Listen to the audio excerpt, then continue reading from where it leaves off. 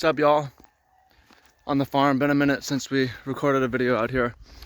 But I'm here to talk about my risk plan for my live account that I'm going to trade. So something that I think is super important in life, and especially in trading, is just something happens and you need to change plans, something bad happens. Take what you can from it and just move on as quickly as possible. Like, what's the new plan, right?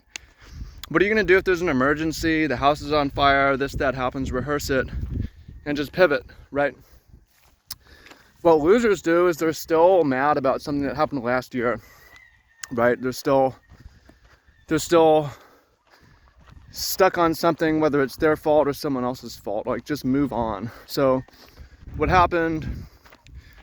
Okay, I lost my funded account with SFT because that was up 16R because the daily drawdown was 4%, not 5%. My bad, moving on from that. 800K in funding passed with bespoke funding program. I probably will never see that money because they're scammers.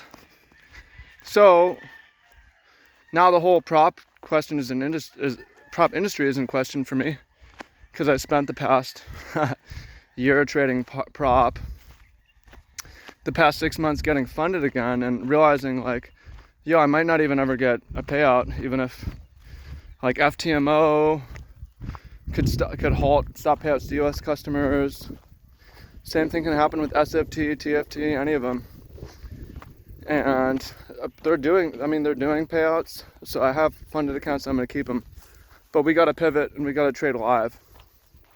So I didn't want to trade live a personal account, but it makes sense to do because I cannot just sit here and hope that prop firms will pay me out even if I pass their challenges, even if I abide by their rules, like bespoke funding program. I have $80,000 of risk, 800K of accounts just written off right now. They're probably not going to give it to me. And yeah, so that happened. I'm not going to get stuck on it. That happened today. My realization came today that, oh, these guys are scammers. They're not going to pay me anything.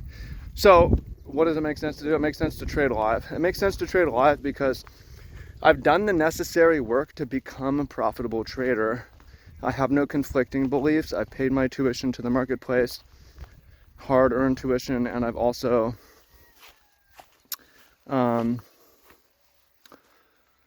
not only have I paid my tuition, but I'll like my system, and I don't need to change in any meaningful way. So I don't need to experience any kind of pain. I don't have to experience any kind of pain or trauma, right?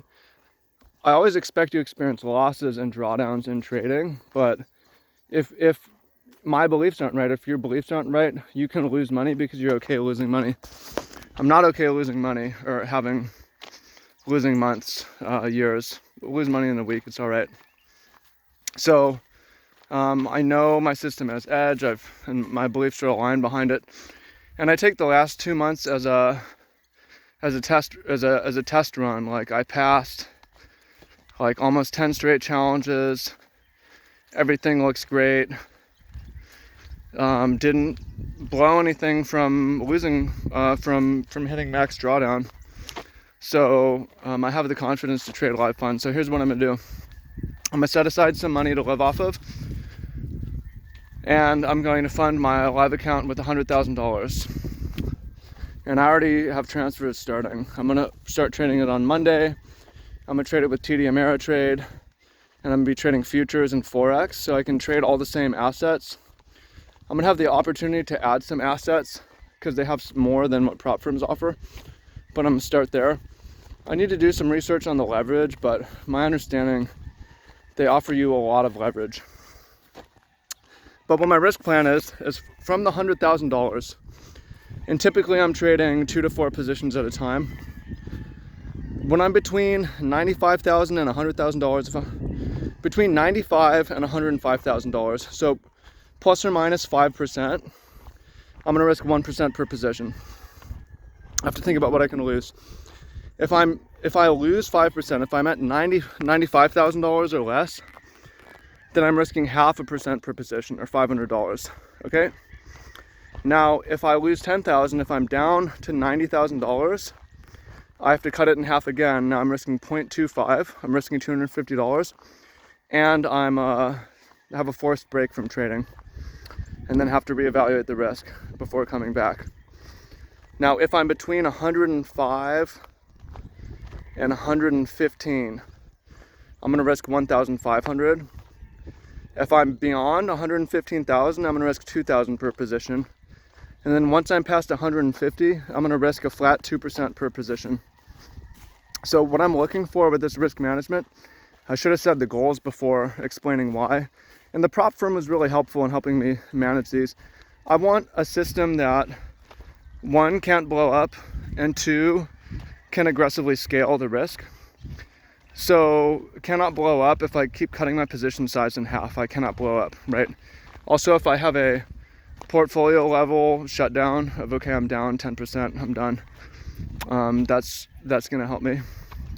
And then it can scale quite aggressively, because if I'm risking 2% and I have 3 to 4 positions and I can risk 6 to 8%, but I'm already up 50%, I'm using finance risk, I can grow pretty aggressively. And I guess maybe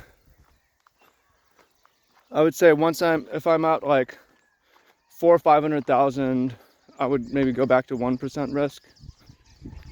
But yeah, that's the plan. I'll also trade prop on the side, but think about how to for now I want to trade the prop in such a way that I cannot blow them, at least from max drawdown, and ideally daily drawdown too. So continue with the risk system I've been using, but kind of want to scale them out. There's a part of me that this is a relief. I'm happy to do it, because scaling, one, prop firms, they're trying to scam you. You know that the slippage is unfair, the swaps are unfair, and because of the daily drawdown, you can't really like build equity. Right, if you have a 200K account and the most you can lose in a day is 10,000, you cannot build it to 300, 400, 500. You cannot really compound it. You need to keep withdrawing. And you can compound by signing up for more accounts, which is what I've done. But it's super tedious and annoying, where you have all these different accounts and you're trying to copy trade them or link them or trade them independently. It's very annoying. And the idea of trading everything from one account that scales simply, I like the idea of doing it. And then as for withdrawals, I'm setting enough aside to survive for 6 months or so, and then just withdraw what I need when the time comes. But yeah, yeah, there will be withdrawals that will have to happen, but and I'm adjust my rules. Yeah, I like that. I think I'll keep the rest the same. So yeah, that's basically the plan. Stick with my system. So hope y'all find that useful. Appreciate you. Much love. And yeah, talk to you soon. Whatever you're going through, learn what you need from it and just move on immediately. There's no reason to be super butthurt about it. It's like, okay, bespoke funding program is scammers, and the industry is in question right now, as most of them are moving to crypto only payments, which is such a bad sign. Go cart.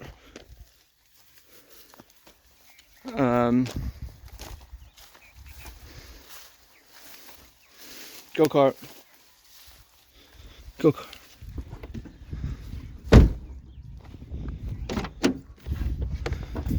Yeah, just moved on. Let's get it. Let's fucking go.